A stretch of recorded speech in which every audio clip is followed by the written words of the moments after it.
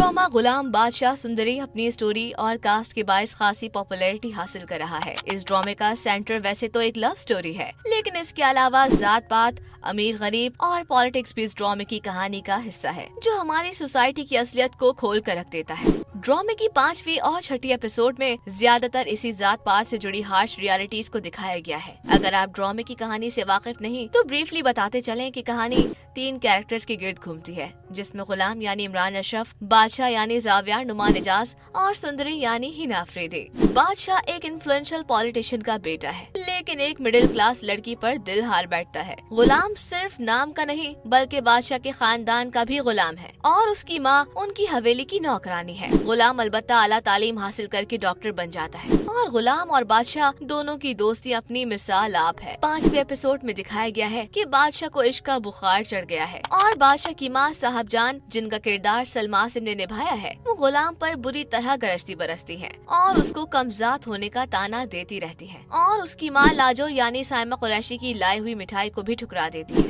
साहिबजान के डायलॉग्स में सोसाइटी के एलीट क्लास की थॉट बहुत नुमाया नजर आती है कि कैसे वो अपने से कमतर लोगों को किस तरह देखते हैं। दूसरी जानिब बादशाह के वालिद का किरदार शहजाद नवाज ने निभाया है, जो एक वडेरे के किरदार में बहुत ही सूटेबल नजर आते हैं। बादशाह की माँ गुलाम को वार्न करती है कि वो बादशाह को उस लड़की से दूर रखे, वरना वो इसका जिम्मेदार होगा। 6ठी एपिसोड में दिखाया गया है कि बादशाह अस्पताल में दाखिल है, लेकिन उसको अपनी दिलरुबा की याद सता रही है और वो गुलाम से उस लड़की को ढूंढने का कहता है और गुलाम के सामने उस लड़की की तारीफ में जमीन आसमान एक कर देता है। दूसरे सीन में कोठा दिखाया जाता है और अकासाएं रक्स करके बादशाह का दिल जीतने की कोशिश कर रही होती हैं, लेकिन बादशाह अपनी महबूबा के ख्यालों में ही खोया हुआ होता है। फिर ड्रामे में एक नया मोड़ आता है, वो इलेक्शन जीतकर मिनिस्टर बन जाता है। बादशाह का बाप उसे आवाम को अपनी रियाया बनाने का दर्ज देता है, लेकिन वो इस बात पर अमल नहीं करता। इस ड्रामे में एक नए किरदार की भी एंट्री होती है, जो खुर्शीद बेगम यानी बादशाह की फुप्पो है। उन्होंने खुद को एक कमरे में कई सालों से बंद करके रखा हुआ है। बादशाह इलेक्शन जीतकर सबसे पहले उन्हीं के पास जाता है और यही सवाल पूछता है कि उन्होंने खुद को कैद करके क्यों रखा हुआ है। इस सवाल को करने के बावजूद भी उसे अपना जवाब नहीं मिल पाता।